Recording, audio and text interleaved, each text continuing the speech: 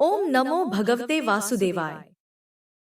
सभी श्रद्धालु भक्तों को सुविचार संग्रह की ओर से सप्रेम वंदन और हरि स्मरण के साथ हार्दिक शुभकामनाएं। आपका स्वागत है उस दिव्य आध्यात्मिक यात्रा में जहां हर शब्द प्रभु श्रीहरि की भक्ति में भीगा है और हर भावना केवल ईश्वर की शरण में समर्पित है।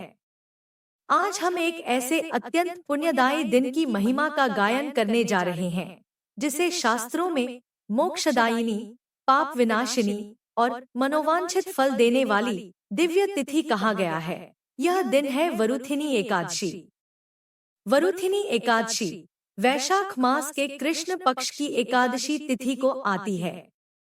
यह केवल एक व्रत नहीं बल्कि आत्मशुद्धि, भक्ति और ईश्वर से एकाकार होने का वह महान अवसर है जिसे हर श्रद्धालु को जीवन में कम से कम एक बार अवश्य अपनाना चाहिए। शास्त्रों में उल्लेख मिलता है कि इस दिन भगवान श्रीहरि विष्णु की उपासना करने से, उनकी कथा का श्रवण और व्रत का पालन करने से मनुष्य के सभी पाप नष्ट हो जाते हैं। वह विकारों, मोह और बंधनों से मुक्त होकर भक्ति के मार्ग पर अग्रसर होता है। विशेष रूप से वरुथिनी एकादशी को भगवान विष्णु की कृपा पाने के लिए अत्यंत फलदायी माना गया है। यह एकादशी न केवल पापों का विनाश करती है बल्कि मन, बुद्धि और आत्मा को भी शुद्ध करती है। इस एकादशी पर व्रत करने से भगवान विष्णु के साथ साथ माता लक्ष्मी की भी कृपा प्राप्त होती है। ऐसा कहा गया है कि जो भक्त इस दिन उपवास रखकर प्रभु की सच्चे हृदय से आराधना करता है वह इस लोक में सुख समृद्धि प्राप्त करता है और परलोक में बैकुंठ धाम को प्राप्त करता है। यह दिन आत्मजागरण का है। यह वह क्षण है जब साधक अपने भीतर के अंधकार को मिटाकर प्रभु के प्रकाश से आलोकित हो जाता है। यह वह व्रत है जो मन को संयम, शरीर को पवित्रता और आत्मा को प्रभु भक्ति की ऊंचाइयों तक ले जाता है। तो आइए आज के इस पावन दिन हम सभी मिलकर श्रद्धा, विश्वास और भक्ति से ओतप्रोत होकर प्रभु श्रीहरि की व्रत कथा का श्रवण करें। मन को निर्मल करें, अंतःकरण को शांत करें और अपने समर्पण से प्रभु की कृपा को आमंत्रित करें। भगवान नारायण की अपार कृपा आप सभी पर बनी रहे। इसी मंगल भावना के साथ हम आज की व्रत कथा का आरंभ करते हैं। आज के इस पावन दिवस पर कथा श्रवण से पहले कुछ क्षण प्रभु श्रीहरि के ध्यान में लीन हो जाएं। अपनी आंखें बंद करें, सांसों को शांत करें और मन को प्रभु चरणों में स्थिर करें। शांताकारं भुजगशयनं पद्मनाभं सुरेशं, आए विश्वाधारं गगन सदृशं मेघवर्णं शुभांगं, लक्ष्मीकांतं कमलनयनं योगिभिर्ध्यानगम्यं, वंदे विष्णु भवभयहरं सर्वलोकैकनाथम। इस मंत्र के साथ मन में भगवान विष्णु की शांत, करुणामयी और तेजस्वी छवि को ध्यान में लाएं। कल्पना करें कि प्रभु श्रीहरि कमल के आसन पर विराजमान है। उनके चारों ओर दिव्य प्रकाश है और उनके श्री चरणों से प्रेम, शांति और कृपा की धार बह रही है। वह कृपा जो आज की वरुथिनी एकादशी पर सब पापों को धोने वाली है। अब जब मन शांत हो गया है और हृदय भक्ति से भर चुका है तो आइए प्रभु की इस अद्भुत महिमा को कथा रूप में अपने अंतःकरण में उतारें। कथा के अनुसार एक बार धर्मराज युधिष्ठिर श्री कृष्ण से बोले, हे भगवन, मैं आपको नमस्कार करता हूँ। आपने चैत्र मास के शुक्ल पक्ष की एकादशी अर्थात कामदा एकादशी के बारे में विस्तार पूर्वक बतलाया। अब आप कृपा करके वैशाख कृष्ण एकादशी का क्या नाम है तथा उसकी विधि एवं महात्म्य क्या है? भगवान श्री कृष्ण ने कहा, हे राजेश्वर, वैशाख मास के कृष्ण पक्ष की एकादशी को वरुथिनी एकादशी के नाम से जाना जाता है। यह सौभाग्य देने वाली, सब पापों को नष्ट करने वाली तथा अंत में मोक्ष देने वाली है। इसकी महात्म्य कथा आपसे कहता हूँ। प्राचीन काल में नर्मदा नदी के तट पर मांधाता नामक राजा राज्य करते थे। वह अत्यंत दानशील तथा तपस्वी थे। एक दिन जब वह जंगल में तपस्या कर रहे थे तभी न जाने कहां से एक जंगली भालू आया और राजा का पैर चबाने लगा। राजा पूर्ववत अपनी तपस्या में लीन रहे। कुछ देर बाद पैर चबाते चबाते भालू राजा को घसीटकर पास के जंगल में ले गया। राजा बहुत घबराया, मगर तापस धर्म अनुकूल उन्होंने क्रोध और हिंसा न करके भगवान विष्णु से प्रार्थना की। करुणा भाव से भगवान विष्णु को पुकारा। उसकी पुकार सुनकर भगवान श्रीहरि विष्णु प्रकट हुए और उन्होंने चक्र से भालू को मार डाला। राजा का पैर भालू पहले ही खा चुका था। इससे राजा बहुत ही शोकाकुल हुए। उन्हें दुखी देखकर भगवान विष्णु बोले, हे वत्स, शोक मत करो। तुम मथुरा जाओ और वरुथिनी एकादशी का व्रत रखकर मेरी वराह अवतार मूर्ति की पूजा करो। उसके प्रभाव से तुम पुण्य सुदृढ़ अंगों वाले हो जाओगे। इस भालू ने तुम्हें जो काटा है, यह तुम्हारे पूर्व जन्म का अपराध था। भगवान की आज्ञा मानकर राजा मांधाता ने मथुरा जाकर श्रद्धापूर्वक वरुथिनी एकादशी का व्रत किया। इसके प्रभाव से राजा शीघ्र ही पुण्य सुंदर और संपूर्ण अंगों वाला हो गया। इसी एकादशी के प्रभाव से राजा मांधाता स्वर्ग गए थे। जो भी व्यक्ति भय से पीड़ित है, उसे वरुथिनी एकादशी का व्रत रखकर भगवान विष्णु का स्मरण करना चाहिए।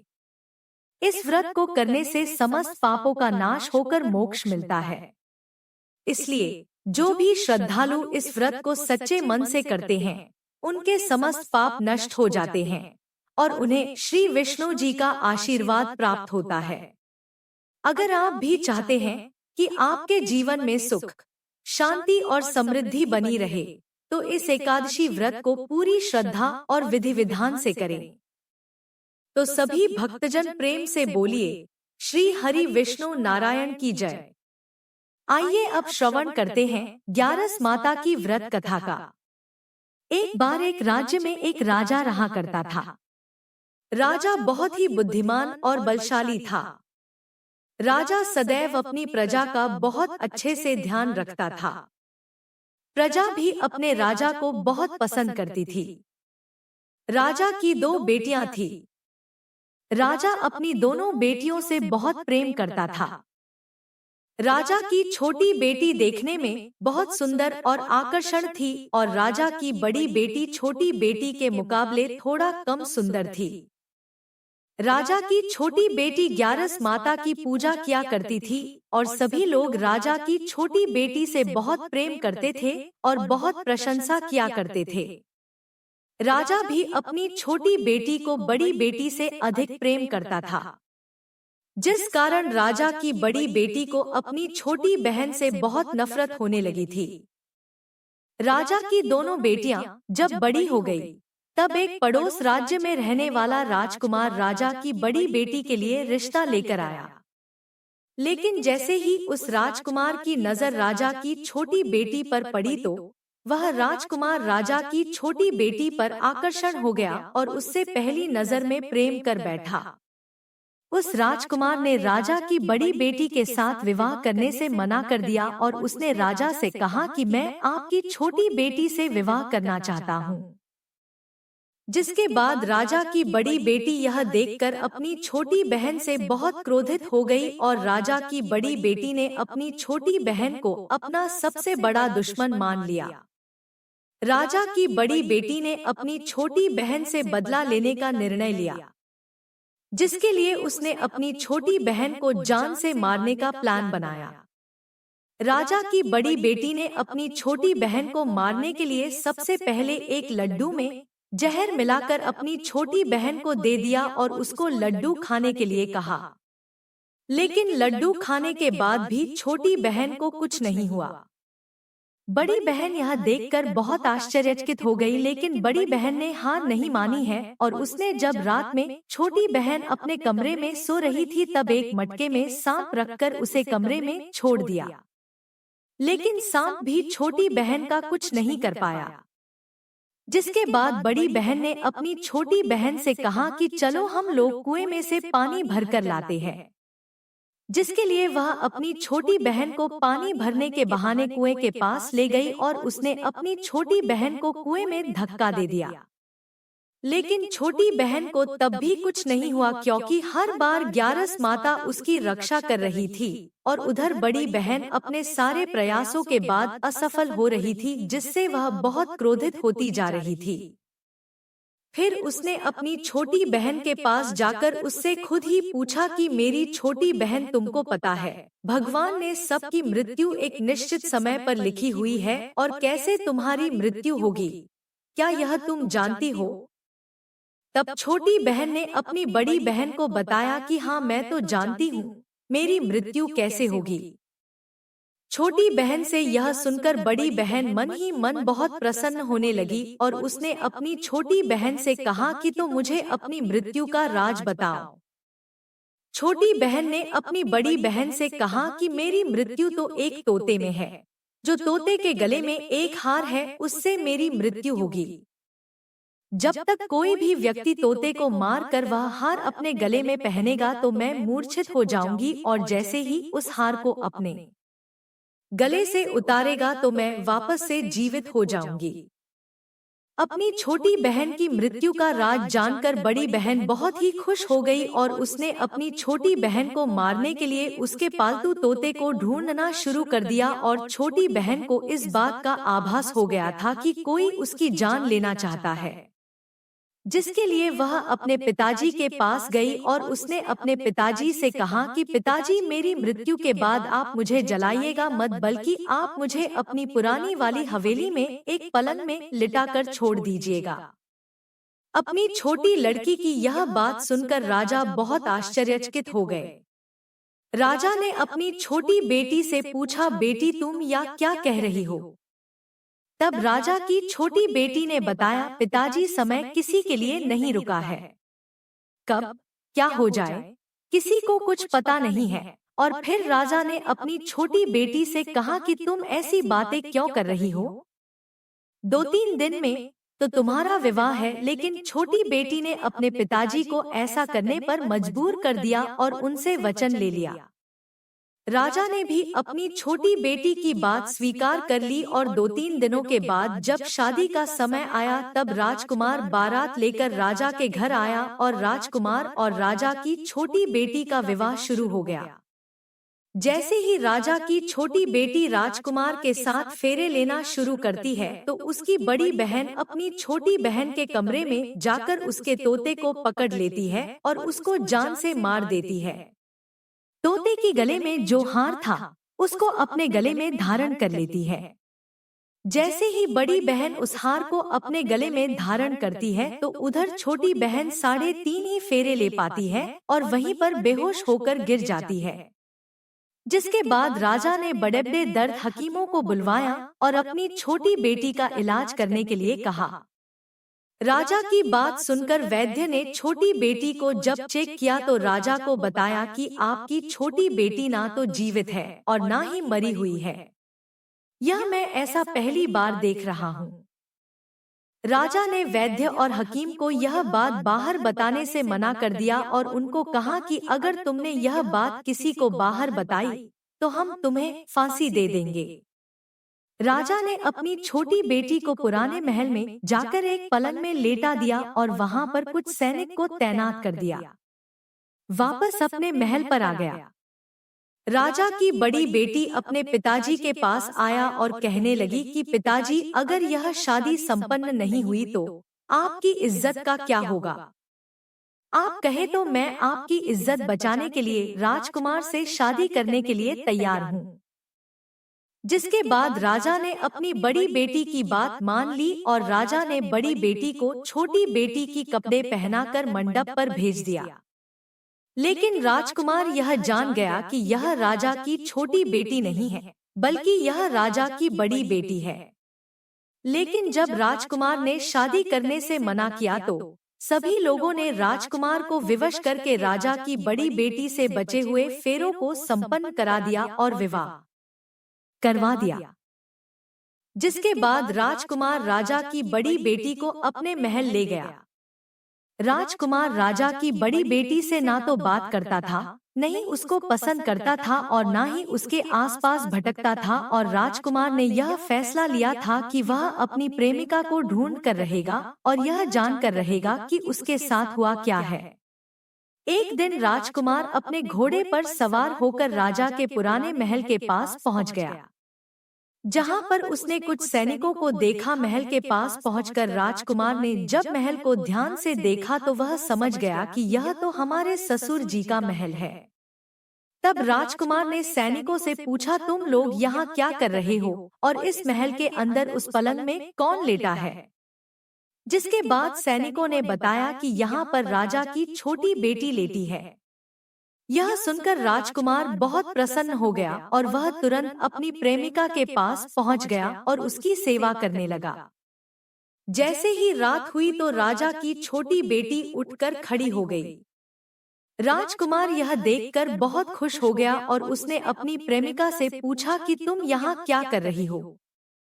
तुम मेरे साथ मेरे घर चलो। राजा की छोटी बेटी ने राजकुमार को सारी बातें बता दी कि मेरी जान एक तोते में बसी थी और मैंने यह बात सिर्फ अपनी बड़ी बहन को बताया था और मुझे पता है कि उसने ही मुझे मारने का प्रयास किया है। उसके पास एक हार है जिसको वह सुबह पहन लेती है और रात को उतार देती है। जब तक वह हार को पहने ले रहती है तब तक मैं मूर्छित रहती हूँ, और जैसे ही वह हार को उतार देती है तो मैं जीवित हो जाती हूँ, और जब तक मेरी बड़ी बहन के पास वह हार है तब तक मैं ऐसे ही जीवित और मूर्छित होती रहूंगी। अगर मेरी बड़ी बहन के पास जो हारा वह मेरे हाथ में लग जाए तो मैं हमेशा के लिए जीवित हो जाऊंगी। राजकुमार यह बात सुनकर राजा की छोटी बेटी के पास रहने का निर्णय ले लिया और उसने अपने बचे हुए सारे फेरे उस पलंग में लेटी राजकुमार की छोटी बेटी के साथ ले लिए और अपना विवाह पूर्ण कर लिया और वहीं पर ही रहने लगा। देखते ही देखते कुछ समय में राजा की छोटी बेटी और राजकुमार की पत्नी पेट से हो गई। एक दिन राजकुमार को किसी काम से बाहर जाना पड़ा। तब छोटी बहन के पेट में बहुत तेज से दर्द होने लगा, जिसके बाद उसने ग्यारस माता का आवाहन किया, जिसके बाद वहां पर ग्यारस माता प्रकट हुई और उन्होंने अपनी भक्तों के दर्द को दूर किया और एक पुत्र की प्राप्ति करवाई। और वहीं पर अचानक से राजकुमार भी आ गया। राजकुमार ने ग्यारस माता को देखा तो वह आश्चर्यचकित हो गया और उसने तुरंत माता को प्रणाम किया और ग्यारस माता ने राजकुमार से कहा कि जब तुम्हारा तो 5 वर्ष का हो जाए तो तुम अपनी पत्नी का हार आकर इसके गले में डाल देना। और देखते ही देखते राजकुमार और राजा की छोटी बेटी का पुत्र 5 वर्ष का हो जाता है।